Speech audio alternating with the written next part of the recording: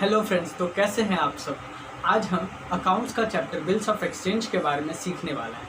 दोस्तों, bills of exchange देखा जाए तो बहुत ही छोटा चैप्टर है, बहुत इजी भी है, लेकिन इसमें कुछ कंसेप्चुअल बेसिस होता है जो बच्चों को समझने में कभी कभी कन्फ्यूजन आता है। जो उसमें क्या कैसे मैच्योरिटी डेट निकाले, बिल ऑफ डेट निकाले, आफ्टर डेट क्या होता है, एट साइड क्या होता है, हर चीज़ हम ये वीडियो को कंप्लीट अगर कोई बच्चा देख लेता है तो उसको पूरा फुल कंसेप्ट क्लैरिटी हो जाएगा। ये मेरा दावा है।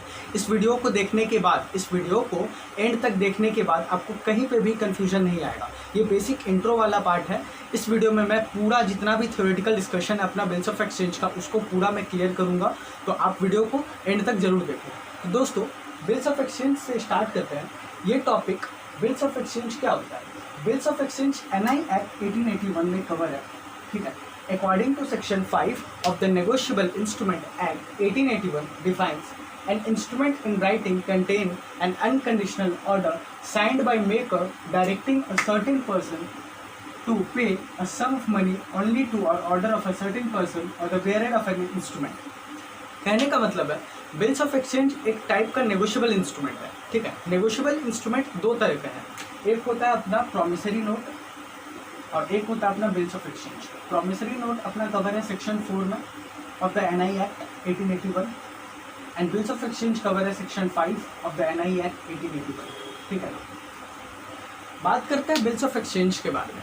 बिल्स ऑफ एक्सचेंज वो होता है, मान के चलो अपने एक सेलर ने बायर को गुड्स सेल किया, ठीक है, और बायर ने उसे क्रेडिट में परचेस किया। किसमें परचेस किया? क्रेडिट में, मतलब उधार में परचेस किया। तो सेलर ने उस पर एक बिल लिखा। मतलब बिल्स ऑफ एक्सचेंज के केस में ड्रॉयर कौन होगा? Dryer is a person who draws the bill, है ना। तो सेलर ड्रॉ करेगा बिल बायर के ऊपर, जो तू मेरे को इस स्पेसिफिक टाइम पीरियड पे, मतलब 3 मंथ्स या 2 मंथ्स या 1 मंथ, जो भी टाइम पीरियड पे तुम हमको पेमेंट करेगा, तो वो बिल लिख के रखेगा। वही बिल का नाम है बिल्स ऑफ एक्सचेंज।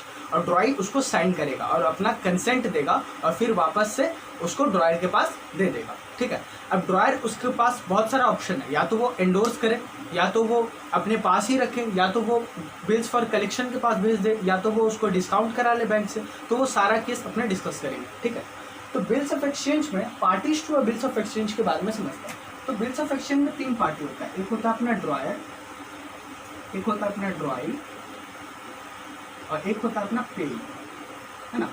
ड्रॉयर होता है, dryer is a person who draws the bill, है ना। तो इस केस में बिल्स ऑफ एक्सचेंज के केस में हमेशा ड्रॉ करेगा सेलर, इसके ऊपर बायर, ठीक है। Seller draws the bills to buyer. Seller draw करेगा बायर के ऊपर बिल, जो तुम हमको इस स्पेसिफिक पीरियड में हमको पैसा देगा, और बायर अपना कंसेंट वो बिल पे साइन करके सेलर को वापस दे देगा। तो सेलर हो जाता अपना ड्रॉयर और बायर हो जाएगा अपना ड्रॉई, ठीक है। अब ड्रॉई कौन होता है? ड्रॉई is a person who receives the bill और एक्नॉलेजेस द बिल। मतलब ड्रॉई कौन हुआ? बायर। बायर क्या करेगा? बायर इस केस में अपना डेटर है और सेलर अपना क्रेडिटर है ना। डेटर होता है जो पैसा ले, जिससे पैसा उधार होता है, और क्रेडिटर जो उधार पे पैसा देता है ना। तो सेलर ने बायर को बिल ड्रॉ किया और बायर ने उसे एक्सेप्ट किया, तो बायर हो गया अपना केस में ड्रॉई, ठीक है। और पे कौन होता है? पे is a person who receives the money. मतलब पे इस केस में अपना कोई भी हो सकता है, या तो वो ड्रॉयर ही होगा, या इस केस में ड्रॉय भी हो सकता है। कैसे? अगर ड्रॉयर किस ऐसे पर्सन को एंडोर्स कर दे जो उसका क्रेडिटर है ना, लेकिन वो बायर का, मतलब बायर का वो डेटर है, तो उस केस में बायर ही हो जाएगा पे, है ना। तो ये अपना म्यूचुअल सेटअप हो जाता है। तो ये अपना ड्रॉई पे वाला कंसेप्ट था। तो drawer is a person who draws the bill, drawee is a person who accepts the bill and payee is a person who receives the money from the bill, ठीक है। ये अपना तीनों पार्टी था। अब हम बात करते हैं बिल्स ऑफ एक्सचेंज के कितने सारे कंडीशंस हो सकता है। मतलब एक ड्रॉयर क्या क्या कंडीशन में बिल को रख सकता है। पहला तो हेल्ड टिल मैच्योरिटी हो जाएगा, मैच्योरिटी डेट तक अपने पास ही रखेगा। मतलब मान के चलो 3 मंथ्स का पीरियड है ना। देखो, सबसे पहले हम समझते हैं बिल्स का ड्यू डेट कैसे कैलकुलेट करते हैं। ड्यू डेट कैलकुलेट करने का सिंपल सा फॉर्मूला है, बिल का डेट प्लस मंथ्स जो भी है अपना प्लस 3 ग्रेस डेज।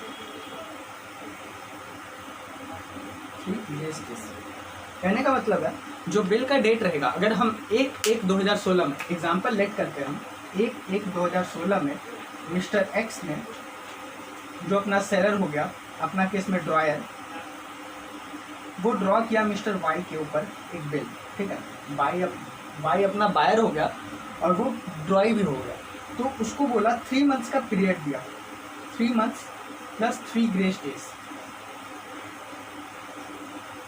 जो अपना बिल को कैलकुलेट करने का फॉर्मूला है, मतलब बिल का date plus 3 months of grace days. तो इस केस में अपना 1/1/2016 को अगर वो बिल ड्रॉ करता है तो उसको उसका बिल का मैच्योरिटी डेट कब कैलकुलेट होगा, 3 मंथ्स, मतलब अगर जनवरी है तो जनवरी फरवरी मार्च, है ना, तो मार्च में मतलब 1/3/2016 प्लस 3 ग्रेस डेज, मतलब 4/3/2016, सॉरी 3 मंथ्स का बिल था ना, तो 4/4/2016 हो जाएगा अपना जनवरी फरवरी मार्च, ठीक है, मार्च 3 महीना कंप्लीट, 4/4/2016। तो अपना मैच्योरिटी डेट इस केस में अपना क्या निकल के आया, 4 अप्रैल 2016, मतलब 1 जनवरी 2016 को अगर बिल ड्रॉ करता है मिस्टर एक्स मिस्टर वाई के ऊपर, तो 3 महीना प्लस 3 ग्रेस डेज, तो हो जाएगा 4 अप्रैल 2016 उसका मैच्योरिटी डेट, ठीक है। ऐसे अपने मैच्योरिटी डेट कैलकुलेट करते हैं। अब दोस्तों, अब एक जो ड्रॉयर है उसके पास क्या क्या कंडीशन है, वो क्या क्या चीज़ कर सकता है, या तो वो बिल को मैच्योरिटी डेट तक अपने पास ही रखे, मतलब 3 महीना 3 दिन तक अपने पास ही रखे, जब बायर उसके पास पैसा देने आएगा तब उसको बिल दे दे वापस से, या तो उसको डिस्काउंट करा ले। डिस्काउंट कराने का कहने का मतलब है, देखो दोस्तों, डिस्काउंटिंग बिल्स, मतलब अगर ड्रॉयर को, मतलब जो सेलर है उसको पैसा का बहुत जल्दी ही आवश्यकता है, उसको पैसा पहले ही चाहिए, है ना, तो वो क्या करेगा, बैंक में जाएगा और बैंक को बोलेगा, उसको बिल देगा, ठीक है। तो अभी मतलब मैच्योरिटी डेट अभी तक आया नहीं है, फिर भी बिल बैंक क्या करेगा, उसको पैसा दे देगा, पेमेंट कर देगा, और उसके लिए कुछ स्पेसिफिक चार्ज काटेगा। अब बैंक उसको ड्यू डेट के पहले पैसा दे रहा है ना, तो उससे तो चार्ज काटेगा ही, तो वो नॉमिनल चार्ज काटेगा, जो उसको इंटरेस्ट के रूप में बोलते हैं, तो वो इंटरेस्ट काट के उसको बिल का टर्म दे देगा। मान के चलो 5,000 का बिल था और उसको बैंक में जाके वो अगर डिस्काउंट कराता है तो उसको 4,500 में उसको बिल दे देता है वापस से, मतलब 500 रुपया उसका डिस्काउंटिंग चार्जेस हो गया। कौन काटा, बैंक काटा, तो वो उसका लॉस है एक तरह से, लेकिन उसके लिए बैंक के लिए वो प्रॉफिट है और वो ड्रॉयर के लिए वो लॉस है। 4,500 में उसको बिल के मैच्योरिटी डेट के पहले मिल गया तो वो उसको डिस्काउंट करा लिया। तीसरा कंडीशन होता है उसको एंडोर्स करना। एंडोर्स करने कहने का मतलब है, एंडोर्स करने के लिए 2 पार्टी होता है, एक होता है एंडोर्सर, एक होता है एंडोर्सी, ठीक है। एंडोर्सर और एंडोर्सी कहने का मतलब है, अगर मान के चलो मिस्टर एक्स ने मिस्टर वाई के ऊपर बिल ड्रॉ किया, मिस्टर एक्स ने मिस्टर वाई के ऊपर बिल ड्रॉ किया और 3 महीना 3 days, 3 months plus 3 grace days का टर्म था। उसके पहले ही मिस्टर एक्स ने क्या किया, वन ऑफ द क्रेडिटर, मतलब मिस्टर एक्स का जो क्रेडिटर था, मान के चलो मिस्टर जेड, ठीक है, मिस्टर जेड को वो एंडोर्स कर दिया। तो बिल के डेट के ऊपर, मतलब मिस्टर वाई को पेमेंट करना था, तो मिस्टर वाई को ये नहीं जानना जो किसको एंडोर्स किया, उसको बस बिल का पेमेंट करना है, तो बिल का पेमेंट किसको करेगा, वो बस पैसा दे देगा। तो मिस्टर जेड ड्यू डेट के टाइम पे मिस्टर वाई से पेमेंट लेगा। इस चीज़ को हम बोलते हैं एंडोर्स का पार्टी, मतलब पार्टी को एंडोर्स कर दिया, ठीक है, मिस्टर एक्स ने मिस्टर जेड को एंडोर्स कर दिया। तो ये हो गया अपना, इतना सारा कंडीशन होता है, या तो वो हेल्ड टिल मैच्योरिटी रखे, या तो उसको डिस्काउंट करा ले, या तो उसको एंडोर्स कर ले, या तो उसको रिटायरिंग, मतलब ये 3 कंडीशन था जो उसको ड्रॉयर के पास होता है। अब देखो दोस्तों, अब कुछ अपना टर्मिनोलॉजी है बिल्स ऑफ एक्सचेंज को जानने से पहले। देखिए दोस्तों, डिस्काउंटिंग ऑफ बिल्स जैसा कि अपने समझे, जो ड्रॉयर के पास वो बैंक में जाके मैच्योरिटी डेट के पहले ही बिल को डिस्काउंट करा सकता है, तो उस चीज़ को बोलते हैं डिस्काउंटिंग बिल्स। तो मतलब बिफोर मैच्योरिटी डेट, तो बैंक क्या करेगा, अपना डिस्काउंटिंग चार्ज काटेगा जो नॉमिनल रेट पे रहेगा। अब नोटिंग चार्जेस क्या होता है, नोटिंग चार्जेस वो होता है, मान के चलो बिल डिसऑनर हो गया। डिसऑनर कहने का मतलब है, अगर वो 3 महीना का पीरियड दिया तो ये भी तो हो सकता है मिस्टर वाई उसको पेमेंट ना करे। अगर पेमेंट नहीं करेगा तो उस चीज़ को हम बोलते हैं डिसऑनर ऑफ अ बिल, ठीक है, उस चीज़ को हम बोलते हैं डिसऑनर ऑफ अ बिल।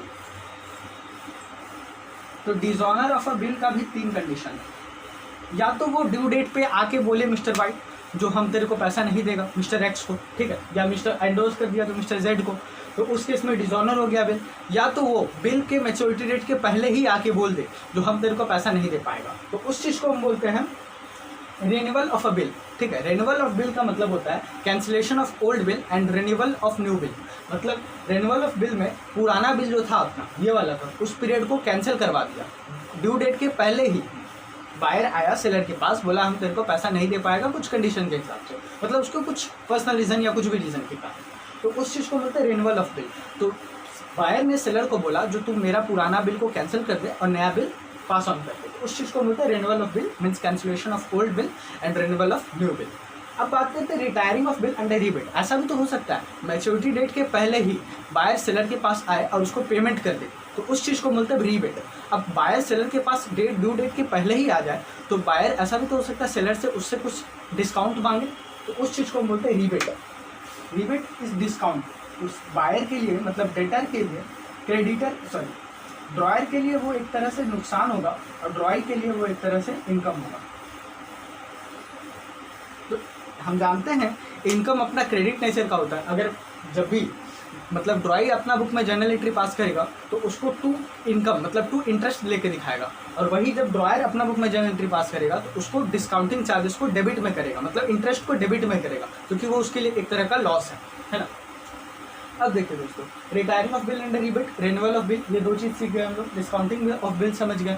अब नोटिंग चार्जेस क्या होता है, जब डिसऑनर ऑफ बिल हो जाता है ना, तो उस टाइम क्या करता है ड्रॉयर ने एक नोटरी पब्लिक को, मतलब एक सरकारी बाबू, मान के चलो अपने केस में सरकारी बाबू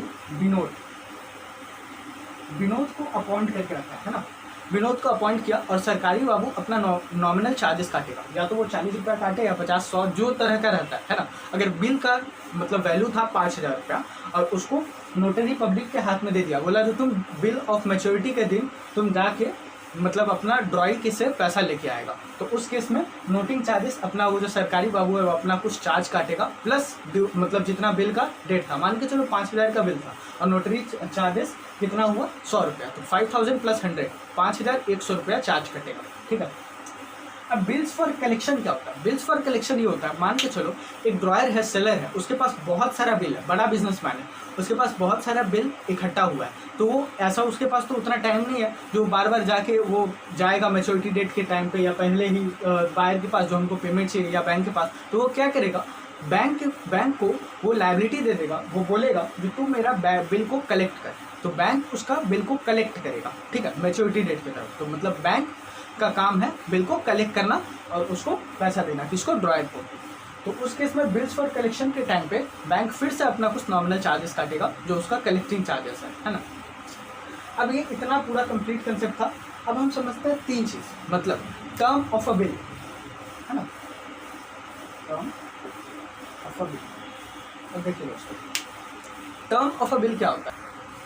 टर्म ऑफ अ बिल से हम बहुत ही अच्छे एग्जाम्पल से समझेंगे। आप सोच रहे हो कि मैं सिर्फ लॉ में एग्जाम्पल दे सकता हूँ, नहीं दोस्तों, मैं अकाउंट्स में भी बहुत ही अच्छे तरह से एग्जाम्पल दे के आपको समझा सकता हूँ, जिससे आपका कंसेप्ट पूरा 100% क्लैरिटी हो जाएगा। तो इस एग्जाम्पल से, जिसमें बच्चों को इसी पोर्शन पे, ये सबसे इंपॉर्टेंट पार्ट है अपना चैप्टर में, जिसमें बच्चों को इसी चीज़ में कन्फ्यूजन होता है, जानने में जो बिल ऑफ मैच्योरिटी के कैसे निकलता है ना, तो ये चीज़ हम बहुत ही अच्छे एग्जाम्पल से समझेंगे, इसको ध्यान से समझिएगा। देखिए दोस्तों, मान के चलो ऐसा एग्जाम्पल आपको किसी ने नहीं दिया होगा, तो आप देखते रहे। मान के चलो विनोद नाम का एक युवक है, विनोद, है ना, विनोद की 3 गर्लफ्रेंड है, गर्लफ्रेंड 1 2 3, ठीक है। एक जो है वो बिल आफ्टर डेट है, बिल आफ्टर डेट, एक अपना बिल आफ्टर साइट है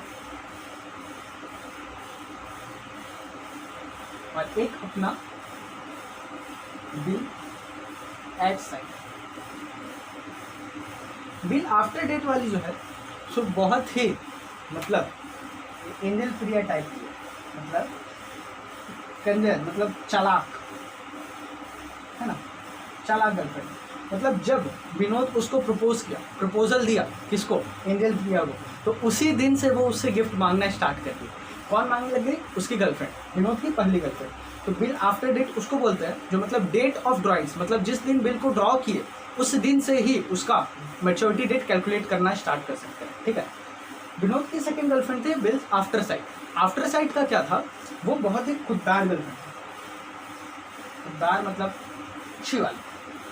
जब उसका एक्सेप्टेंस हो गया, मतलब हमने कॉन्ट्रैक्ट एक्ट में पढ़ा होगा, जो जब एक पर्सन दूसरे पर्सन को ऑफर देता है और सामने वाला एक्सेप्ट कर लेता है तो वो हो जाता है अग्रीमेंट, है ना। तो ये अग्रीमेंट हो गया।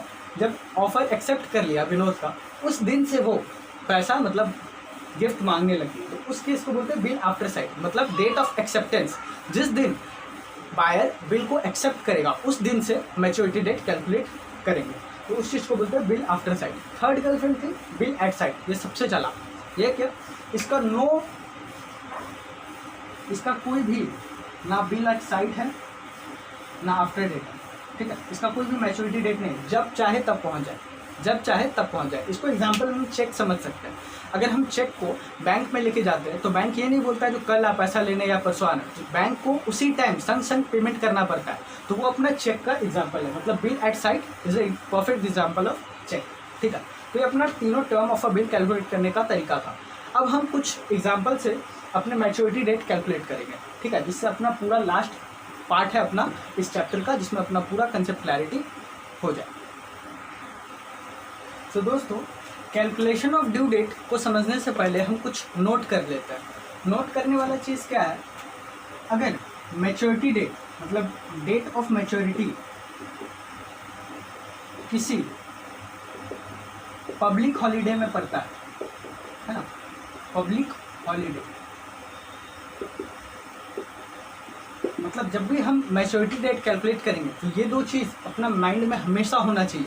अगर कोई भी मैच्योरिटी डेट अगर मान के चलो संडे में पड़ता है ना, किसी संडे में पड़ता है या पब्लिक हॉलीडे में पड़ता है, पब्लिक हॉलीडे मतलब जो रेड मार्क होता है कैलेंडर में, उस चीज़ को हम बोलते हैं पब्लिक हॉलीडे, ठीक है। तो डेट ऑफ मैच्योरिटी अगर पब्लिक हॉलीडे में पड़ता है तो अपना मैच्योरिटी डेट एक दिन पहले, मतलब अगर उस दिन, तो मतलब बिल्स ऑफ एक्सचेंज का कहने का मतलब है, अगर डेट ऑफ ड्राइंग्स मतलब देखो मैच्योरिटी डेट मान के चलो संडे में आके पड़ जाता है ना, तो संडे में पड़ता है तो एक दिन पहले प्रीसीडिंग वन डे मतलब सैटरडे को ही पेमेंट करना पड़ेगा। किसको? ड्रॉयर को। कौन पेमेंट करेगा? ड्रॉयर पेमेंट करेगा। तो उस चीज़ को बोलते हैं डेट ऑफ मैच्योरिटी, मतलब एक दिन पहले पेमेंट करना पड़ेगा। अगर डेट ऑफ मैच्योरिटी या ड्यू डेट कुछ सडन हॉलीडे में पड़ जाता है, सडन हॉलीडे कहने का मतलब है अचानक से कुछ हॉलीडे हो जाता है ना, मान के चलो वो अचानक से क्या क्या हो सकता है, कंडीशन स्ट्राइक हो गया है ना, स्ट्राइक हो गया या कुछ भी सडन हॉलीडे है ना, मतलब अचानक से कुछ पड़ जाता है, तो उस चीज़ को बोलते हैं। उस दिन क्या करेंगे, एक दिन ज़्यादा, मतलब पता तो नहीं था, पहले से पता नहीं था जो हॉलीडे पड़ने वाला है, तो इस केस में एक दिन आगे, अगर मान के चलो अपना एग्जांपल में 6/7/2020 को कुछ सडन चीज़ हो जाता है ना, तो उस केस में एक दिन ज़्यादा 7/7/2020 को पेमेंट करना पड़ेगा, मतलब एक दिन ज़्यादा आफ्टर वन डे।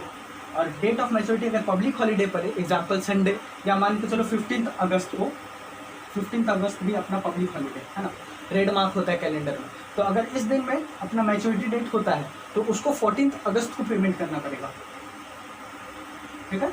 तो इससे आपको, मैं उम्मीद करता हूँ आपको ये वाला चीज़ तो क्लियर हो गया होगा। तो कैलकुलेशन ऑफ ड्यू डेट करते वक्त अपने को ये दो चीज़ माइंड में रखना है। तो हम अब कुछ एग्जांपल लेंगे, 2-3 एग्जांपल लेंगे सॉल्व करते वक्त, जिससे बच्चों को हमेशा उस चीज़ में कन्फ्यूजन होता है, तो वो चीज़ को हम क्लियर करेंगे। तो इसे आप नोट कर लो। दोस्तों, आपके स्क्रीन के ऊपर एक क्वेश्चन जा रहा होगा, उसे आप देखिए। क्वेश्चन को पढ़ रहा हूँ मैं। On 1/1/2017, A draws a bill on 1,20,000 for 3 months maturity date of the bill will, मतलब मैच्योरिटी डेट कैलकुलेट करना सीख रहे हैं हम लोग। तो मैच्योरिटी डेट क्या होगा, अपना मिस्टर ए है, वो ड्रॉ किया मिस्टर बी के ऊपर, ये ड्रॉयर हो गया और ये ड्रॉइंग हो गया है ना, 1/1/2017 को। टर्म ऑफ अ बिल 1,20,000 का था, टर्म 3 मंथ्स था, ठीक है। हम समझे थे जो विनोद वाला गर्लफ्रेंड का एग्जांपल से 3 एग्जांपल था अपना, बिल एट साइड होता है, या तो आफ्टर साइड हो, या तो आफ्टर डेट हो।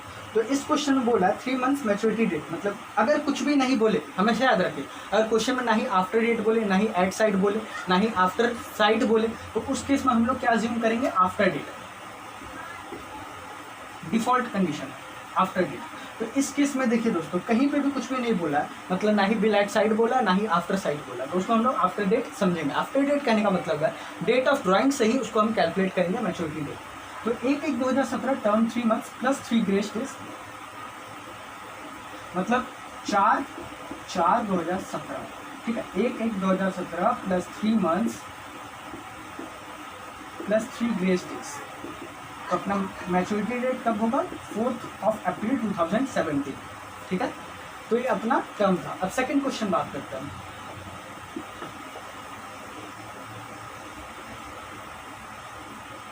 देखिए दोस्तों, सेकंड क्वेश्चन आपके स्क्रीन पे आ रहा होगा। क्वेश्चन पढ़ता हूँ मैं। On 16th of June 2016 P draws a bill on Q, मतलब P अपना ड्रॉयर है और Q अपना ड्रॉई है। ड्रॉयर कौन होता है? जो सेलर होता है। और Q कौन होता है? और ड्रॉई कौन होता है? जो बायर होता है। वो ड्रॉ किया 1,25,000 का बिल था, जिसका कंडीशन था 30 डेज, ठीक है। जब भी डेज के ऊपर हो ना 30 डेज, तो हम लोग पूरा सीधा डेज के ऊपर कैलकुलेट करेंगे। और अगर मंथ के ऊपर कैलकुलेशन हो तो हम लोग पूरा मंथ के ऊपर कैलकुलेशन करेंगे। भले अगर मान के चलो फरवरी में 28 डेज हो या 29 डेज हो, तो उसको हम पूरा 1 मंथ के ऊपर कैलकुलेट करेंगे। तो इस केस में बोल दिया specifically 30 days. 19th July is a public holiday, maturity date of the bill will be, मतलब देखिए 16th of June 2016 का टर्म था, उसमें बोला 30 दिन, मतलब 30 दिन 1 महीना, ठीक है।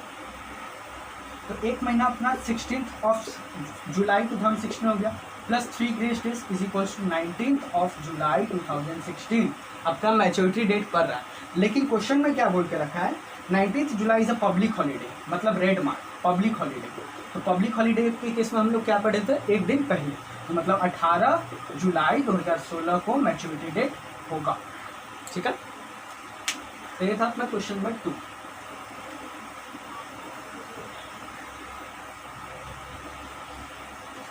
अब देखिए दोस्तों,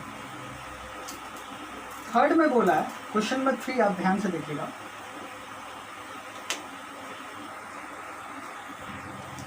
थर्ड नंबर बात करता है PQ draws a bill on XY for rupees 1,30,000, मतलब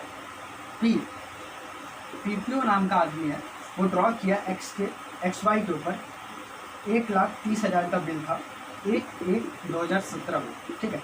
X accept the same on 4/1/2017, और एक्सेप्ट कब कर रहा है? 4/1/2017, 4 जनवरी 2017, मतलब PQ ड्रॉ किया 1/1/2017, 1 जनवरी 2017 में, लेकिन उसको एक्सेप्ट कब किया?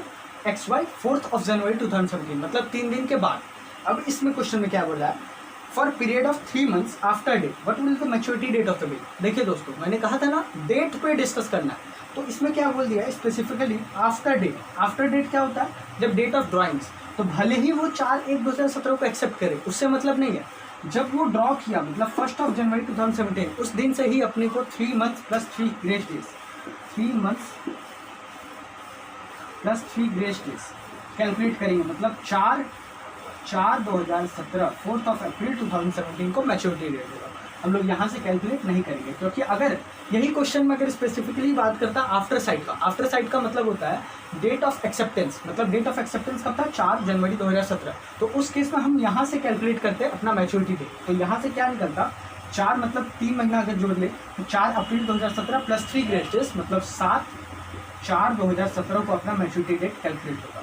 लेकिन इसमें बोल दिया आफ्टर डेट। आफ्टर डेट जब बोल दिया क्वेश्चन में, तो हम लोग एक्सेप्टेंस नहीं, डेट ऑफ ड्रॉइंग्स देखेंगे, ठीक है। मतलब विनोद की वो वाली गर्लफ्रेंड जो डेट ऑफ ड्रॉइंग, मतलब जिस दिन ऑफर दिया विनोद, उसी दिन से गिफ्ट मांगना स्टार्ट कर दिया, तो उस चीज़ को हम याद रखेंगे, ठीक है दोस्तों। तो ये अपना थर्ड वन एग्जाम्पल था, इससे आपको मैच्योरिटी डेट कैलकुलेट करना आ गया होगा।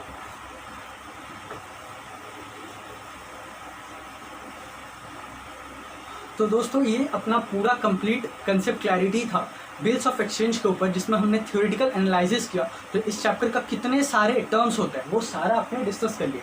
एक और बिल अपना बच गया। देखिए दोस्तों, जैसे कि एक बिल्स ऑफ एक्सचेंज जो है ना, उसका 2 पार्ट होता है। एक होता है ट्रेडिंग बिल, जो अपने अभी तक सीखा, ट्रेडिंग बिल अपने पूरा सीख लिया, और सेकेंड पार्ट है अपना एकोमोडेशन बिल। एकोमोडेशन बिल ये ट्रेडिंग बिल से थोड़ा सा डिफरेंट होता है। थोड़ा सा डिफरेंट कहने का मतलब है, ट्रेडिंग बिल में क्या होता है? बाय और सेल वाला रिलेशनशिप, जिसमें हमने पढ़ा था मिस्टर एक्स ने वाई को सेल किया, एक्स ने ड्रॉ किया वाई के ऊपर, तो एक्स बन गया अपना ड्रॉयर, ड्रॉयर मतलब सेलर, और वाई बन गया अपना ड्रॉई मतलब पे मतलब बायर। और एकोमोडेशन बिल के केस में उल्टा हो जाता है। एकोमोडेशन बिल के केस में नो सेल परचेस होता है, ठीक है। मतलब एकोमोडेशन बिल में कुछ अलग कंसेप्ट है। इसमें क्या कंसेप्ट आता है? कंसेप्ट आता है हेल्प का। हेल्प कहने का मतलब है, अगर मान के चलो मिस्टर एक्स को भी पैसा चाहिए, मिस्टर वाई को भी पैसा चाहिए, ठीक है, तो वो दोनों ही एक दूसरे के ऊपर ड्रॉ करेगा बिल और उसको बैंक से डिस्काउंट करा लेगा। और मैच्योरिटी डेट में अगर मिस्टर एक्स ने पैसा लिया है तो मिस्टर एक्स पेमेंट करेगा, किसको? बैंक को पेमेंट करेगा मैच्योरिटी डेट में।